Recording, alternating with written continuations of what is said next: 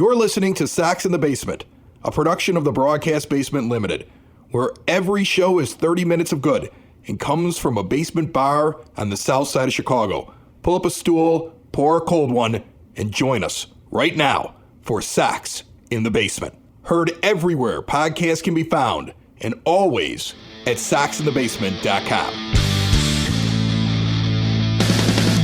You know, I know it's only been a couple of games in spring training, and you're crazy to sit there and look at a stat sheet and say, oh no, this guy's not hitting, or look at this guy go nuts and get all excited about it.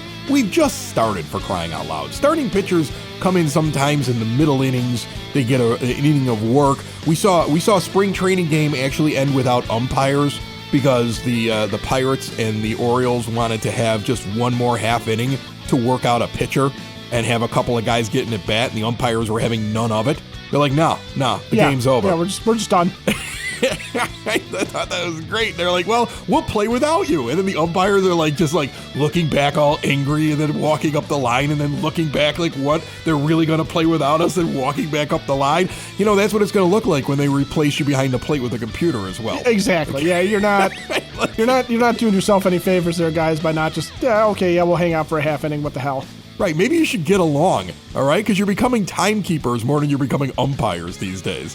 And I want to get into some of the weird things I've seen in spring training with that. But going back to the early stats sheet, the thing that sticks out to me is when you look at plate appearances at bats with the White Sox early on, who are the White Sox sending up to the plate early and often in spring training?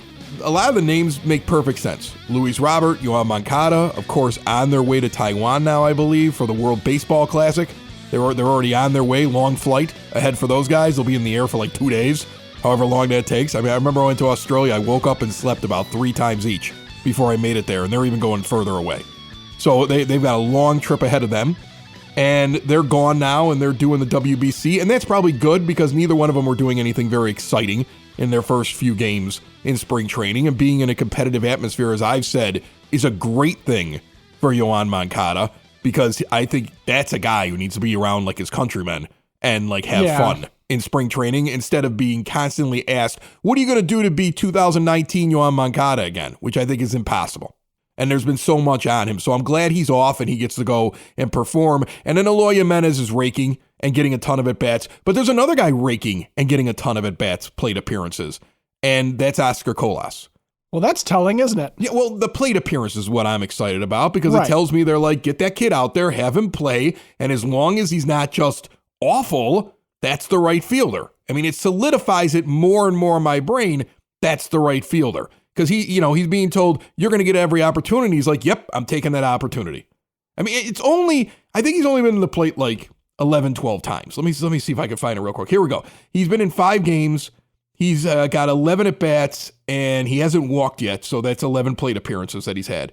He's 5 for 11 with a 455 average, a 910 OPS. All I care about with him is, are they using him a lot? Because that indicates to me they want to see everything they can with him. And it continues to back up to me that position's filled. He may not be on the 40-man, but that position's filled.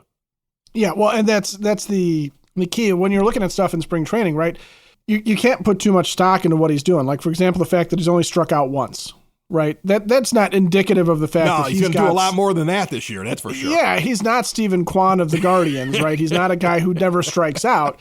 He's a guy that's going to strike out quite a bit, but that's okay. Because right now, what he's doing is he's taking advantage of the opportunity. He's putting the bat on the ball, and he's playing a lot. And he's getting the opportunities, and that's all you're asking for. And if the Sox are serious about giving him a shot, this is the time that you got to start seeing it. You don't want to see him at the end of spring training, then suddenly getting a few at-bats here or there. You want to see him now right out of the gate going and getting a chance. This episode of Sox in the Basement and every episode of Sox in the Basement brought to you by the home of the podcast for fans, by fans, Cork and Carry at the Park, 33rd and Princeton in the shadow of the ballpark, award-winning menu of burgers, your home base for pregame and postgame. Bring the whole family over before the game, enhance the ballpark experience, an incredible rotation of craft beers, familiar favorites, spirits, and wines, and get ready for the Southside Irish Parade on the 12th of March. Sox in the Basement will be out at the parade at Cork and Kerry Beverly, and I got boxes and boxes of free swag to give away to you, the listeners of Sox in the Basement. So get out to the Cork, 10614 Southwestern Avenue. That is like the epicenter of the Southside Irish Parade. Once again, we will be in the middle of it, in the biggest party on Western. We will see you March 12th. See more at corkandkerry.com. I also look at the Yoán Moncada thing, since I mentioned him heading off to the WBC. And I see that as a positive. Like, I hate pitchers pitching in it, but I think that kid needs to get his headspace cleared, because one of the things that I noticed is that he's walking a little bit early on. Like, he's not hitting very well, but he's drawing walks. I've seen his new manager explain that we need to get that right. We need to work on when he's supposed to be disciplined and taking and when he's supposed to be swinging, because it's not so much with him that he needs to draw more walks or he needs to be more patient.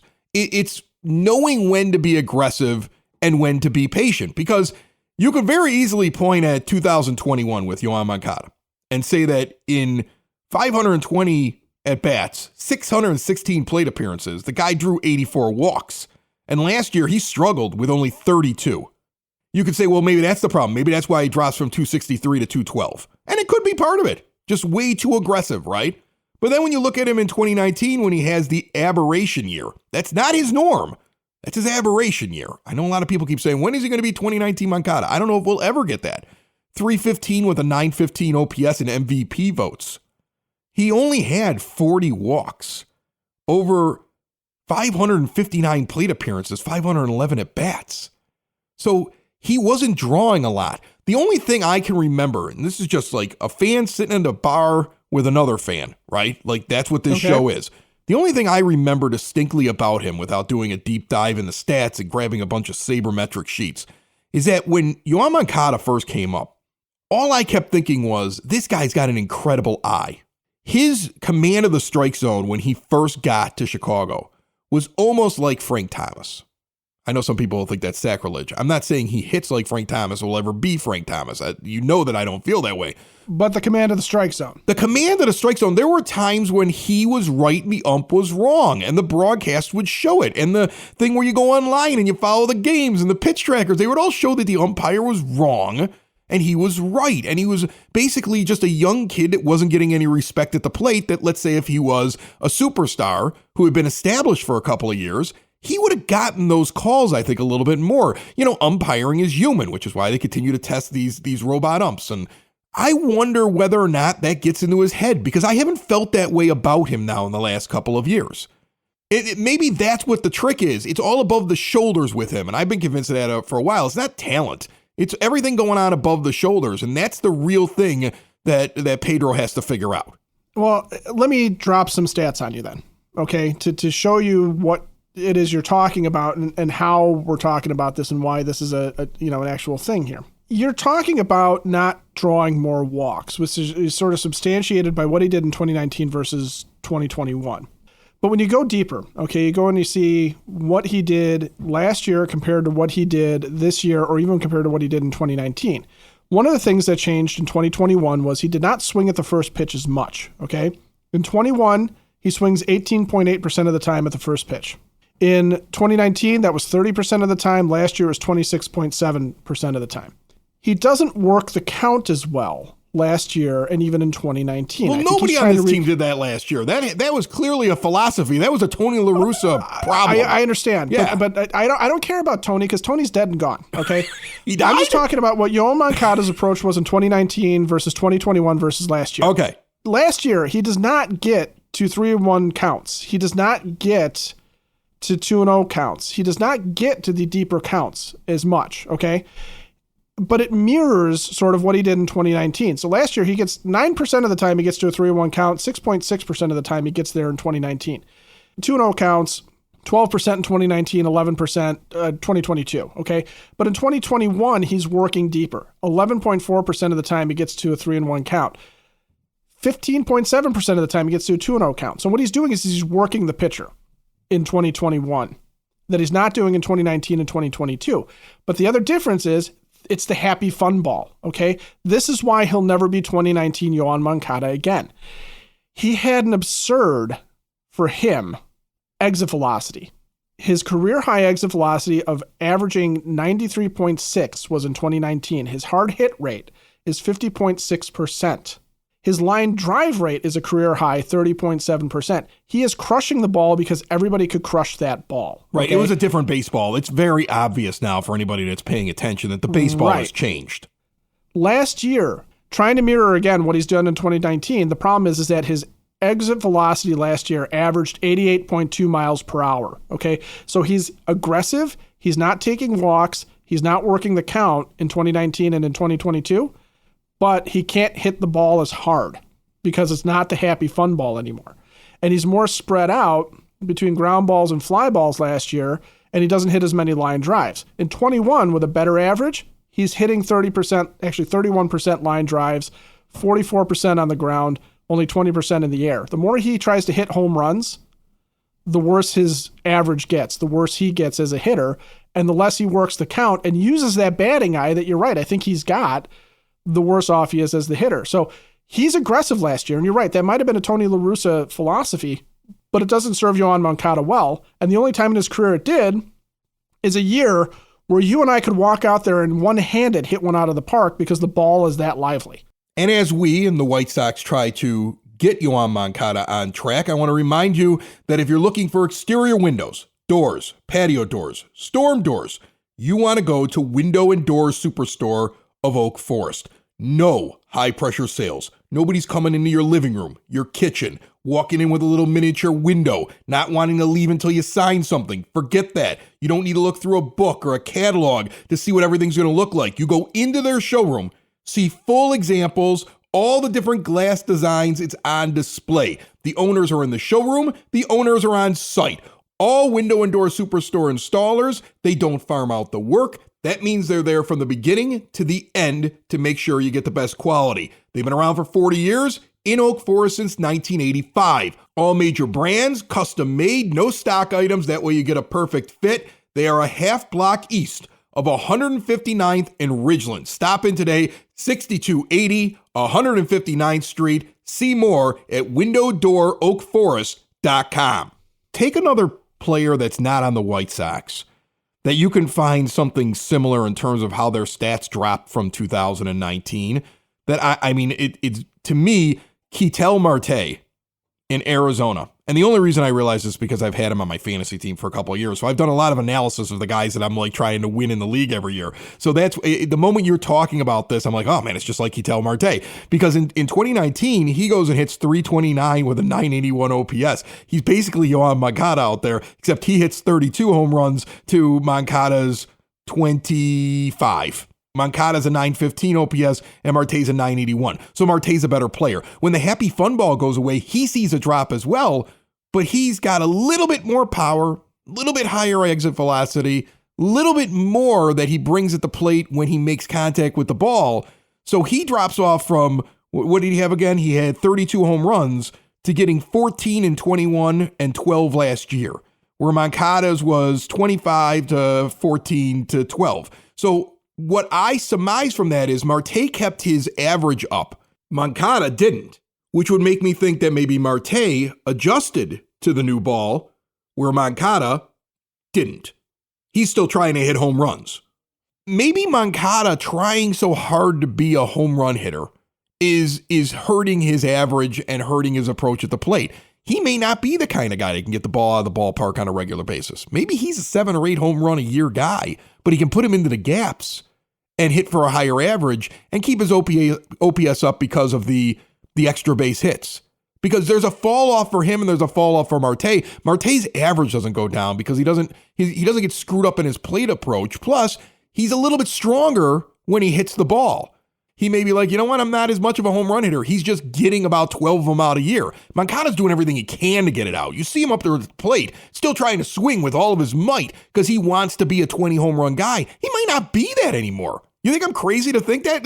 Because when I put those two players against each other, I see one that adjusted after the Happy Fun Ball and kept his average up. And yeah, he gets 12 out, but he went from being a 30-some home run guy to a 12 when the Happy Fun Ball went away. Moncada he maybe should drop a little bit more on the home run. I hate saying we don't need as many home runs, but what kind of a hitter would he be if he wasn't always trying to hit it out and ending up on the warning track? Well, and that's where I think the line drive rate comes into play. Okay. The higher line drive rate for him in 2021 versus when he's trying to elevate the ball. He has better success in that trying to hit the gaps, okay, and trying to hit the ball and be a singles, doubles, hard hit, out to the outfield, just make contact kind of guy, as opposed to lofting it and hitting it up and out. So compare that to, like, say, Tim Anderson, who also has a very low fly ball rate and tends to go ground ball and fly ball. But the difference with Anderson is that from 2019's Happy Fun Ball, where he's got, a career high, not even a career high in average exit velocity, but his exit velocity in 2019 is 88.5 miles per hour. Last year, it's 88.2 miles per hour. And he maintains his hard hit rate. He maintains his line drive rate. He maintains his ground ball rate. Actually went up a little bit last year over 2019, where he was able to hit a few more in the air, right? Because everybody was able to. But he maintains the higher line drive and ground ball rate, gets the ball through with decent exit velocity, a decent hard hit rate, because he's barreling it up, right? He's just trying to get bat on ball and do something good with it by hitting it hard. And Anderson can still get it out over 10 home runs a year. So if Yoán Moncada takes a similar approach, why not? Like, why couldn't he do something along? I'm not saying that he's even Tim Anderson-esque in terms of the absurd, for example, his absurd, BABIP, the average on balls in play, where Anderson, in 2019, it was almost 400. Last year it was 350. It's been somewhere between, that and 400 for the last few years when he's really been at his peak. But if Moncada can do something like that, right? If he can just put the bat on the ball and really work to, not try and be a home run hitter, he can do that. Because, one of the things that his BABIP, frankly, in 2019 was 406. And in 2021, when he had a better year, it was 350. So if he recreates that and tries to focus on that and is more selective, he's going to be a better offensive player all the way around. Then factor in his glove, and that's a third baseman you can definitely go pretty far with. Well, here's the thing. It goes back to what we've talked about now on previous shows, and we've gone over now for a long time since we've been on this show analyzing him, is that a lot of it's mental, a lot of it's his approach. Some of it is the pressure put on him to be something that he's not. Like, he's not going to be that guy. We were sold that bill of goods. He believes it too, I believe. And so when he's not that superstar, he goes backwards because of the amount of pressure on his shoulders. You're right. He needs to take a different approach at the plate. He needs to understand when it's time to take. He needs to start relying on that eye. He needs to be selective to a certain point, but know when it's time to pounce. And he needs to, hit more doubles and less home runs and contribute to the team, because you're not a middle of the order guy and nobody expects you to be anymore. Right? I mean, I would be super happy with that kind of an approach, with the results it'll probably bring and the glove that he has with him. Other guys in spring training, just some quick observations. Yasmani Grandal looks, I wrote it down here, looks spry, right? Like, he looks like he's 5 years younger. Wait. Is he in the best shape of his life by any chance? I think he is. I mean, I laughed as I said it, because I was like, I just said he was in the best shape of his life. He's probably not that. You just said he looks spry, but yes, you get the idea. He does. He looks like, he looks like he's ready to go. I don't know how long that's going to last, but if he's really healthy, I'm doubtful that everybody's bouncing back, right? I'm doubtful that everybody's going to have their best year ever, and I'm doubtful everybody's going to stay healthy. I think that those are just pie in the sky hopes. I mean, this isn't a video game where you can go click off no injuries in the settings and put it on the easy level. It's not going to be that. No, it's not that. But I do look at certain guys and say, well, he's a candidate for a bounce back, right? Like, he's showing me something early on that I go, yeah, it probably won't be as bad as last year. I mean, it doesn't need to be his greatest season ever. It just needs to not be as bad as last year, right? You just need to have him come up and not feel like, well, this isn't out. And I think that's the difference with him. Yeah, and that's where, with Grandal, what you're really asking for with any old catcher, any veteran old guy catcher, and that's what Yasmani Grandal is at this point. I know he's not old in the grand scheme of things, But he's 34 years old. So in the grand scheme of being a major league catcher, he's ancient. What you're looking for is you're not looking for, again, we'll go back to 2019 and the season that really got him this contract, right? The 153 games for Milwaukee where he hits 246, has 28 bombs, and is this all-world everything. What you're looking for is probably something closer to, when he was with the Dodgers, a 230, 240 average, somewhere in there. Double-digit home runs, get some doubles, take a large amount of walks, not strike out a whole bunch, right? Get that, good solid on-base percentage. And if you get that out of him, and you get that out of him over 115 games, let's say he recreates 2015, 115 games, 234, 756 OPS, 16 homers, 47 RBIs, basically a part-time guy, all-star. And I'd take it, right? I'd take that all year for him. And then Sebi Zavala, is probably not going to be as bad as he's been projected by. If you go and you look him up right now, Fangraphs, everybody has Sebi Zavala predicted to just be awful for whatever reason. That's because his BABIP was crazy. If you look at last year, there was a measurable amount of luck. That's what that kind of measures, is that whether or not there was luck. Like a guy like Tim Anderson, he has it. It looks like it's lucky until he does it for 3 years, and then you go, no, he's just really good at putting it where they ain't, right? But like until you see a guy do it at that pace, when you see that stat the way it was last year for Zavala, that's why like people are like, well, the safe bet is that his luck runs out. And you don't know though until they play the games. That's the fun of getting ready for what I hope will be a pretty good season. Sox in the Basement listeners, do the hard work. And if you're a hardworking man or woman on the South Side, you need to be outfitted properly. And that's why you should visit Red Wing Shoes in Evergreen Park, New Lenox, and Geneva. A work boots specialty store that carries sizes from 6 to 16 and feet as wide as 4E. A 115-year-old company that came out of Red Wing, Minnesota. And one of its largest stores in the entire Midwest is in Evergreen Park, Illinois, ever since 1976. When you're on your feet, the footwear is everything. So why not get an expert fitting? They warranty, repair, and offer free conditioning with laces. And they also carry Carhartt work clothing as well. Located at 3347 West 95th Street in Evergreen Park, Illinois, at 208 East Maple Street on Route 30 in New Lenox, or at 1749 South Randall Road in Geneva. Visit them today. You work hard. You've earned it. Red Wing Shoes. So I'm looking at some things that are happening in spring training with the new rules. And just a couple stray observations. Well, one that I just want to laugh at, and then I want to get into another one when it comes to strategy. I noticed in a game, it wasn't a Sox game. I've seen the highlight. I'm sure a lot of you have seen it.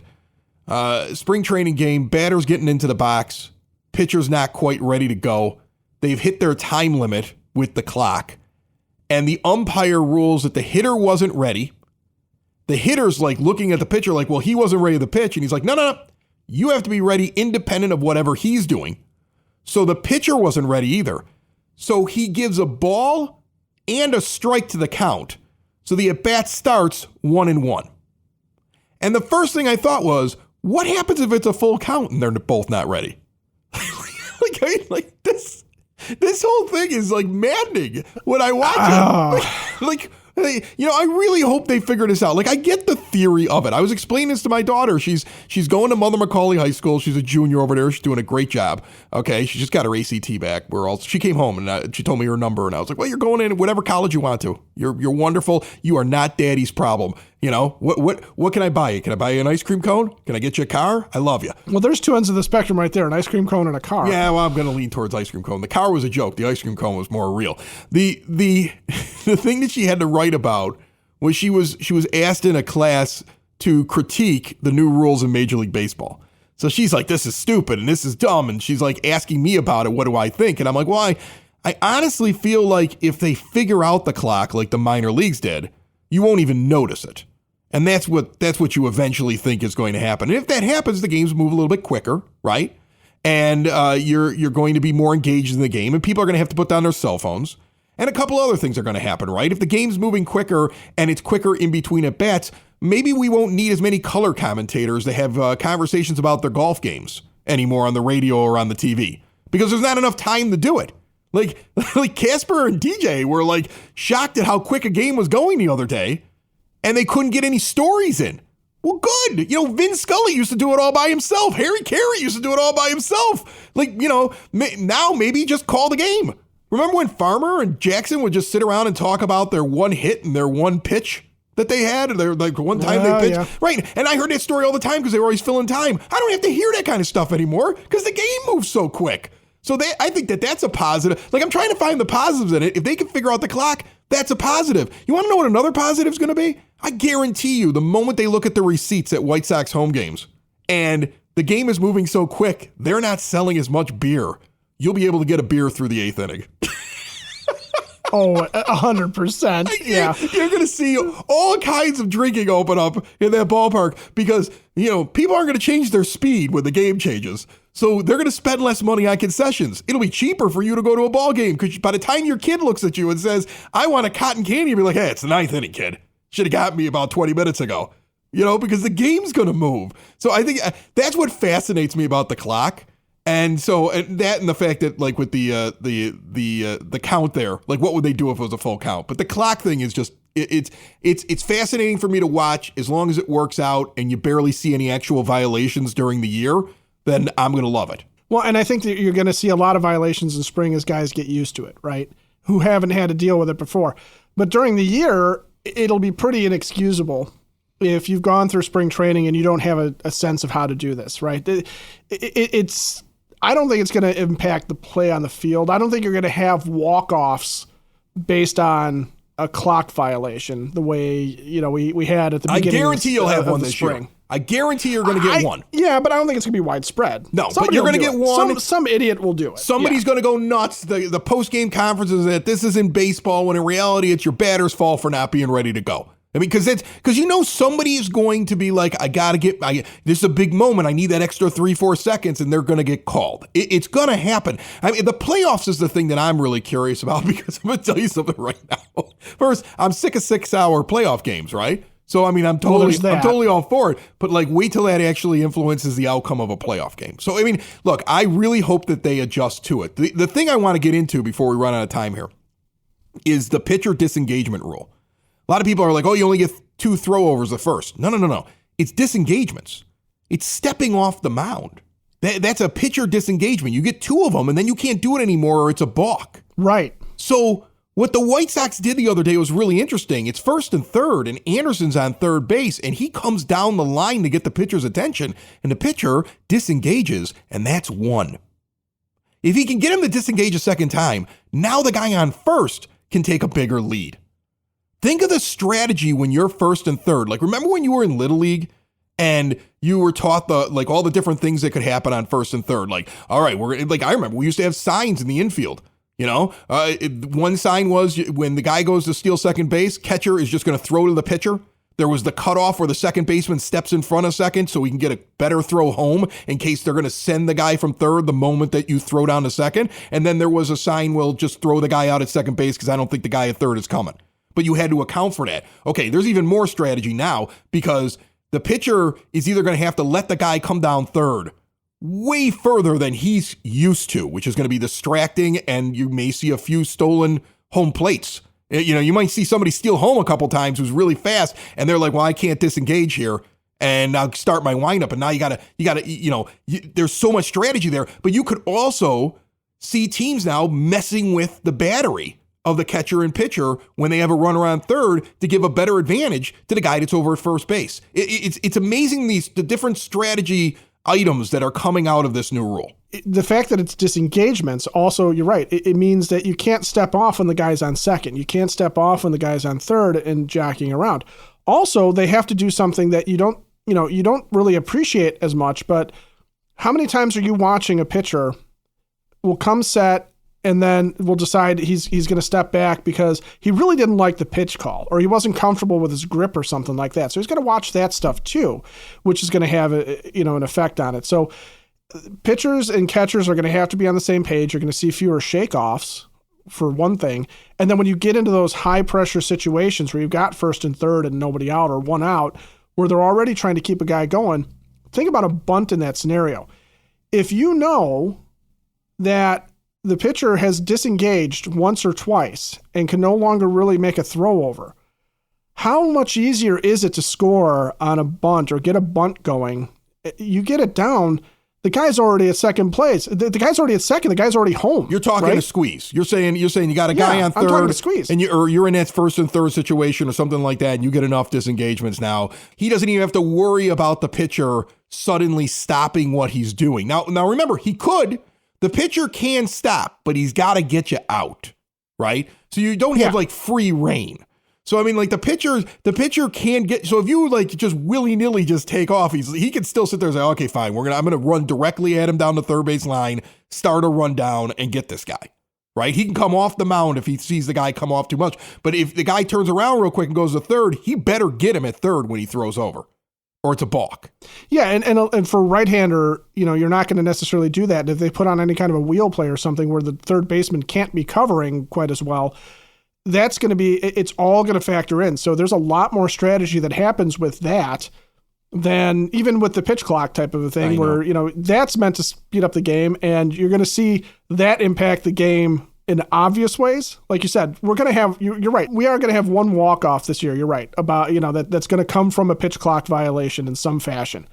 And you're going to have an impact in a playoff game from it too, where someone is going to act like they're ready or think they're ready, or the ump is going to make a determination or something like that about the batter's readiness that's going to have an impact.